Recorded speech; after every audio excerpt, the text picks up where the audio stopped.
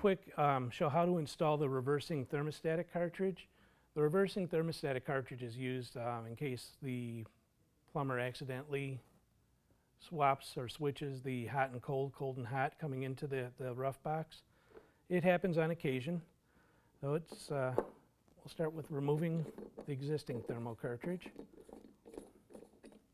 And just loosen it up and pull it straight out. And then the reversing cartridge, just like the standard cartridge, you have the little dimple protrusion.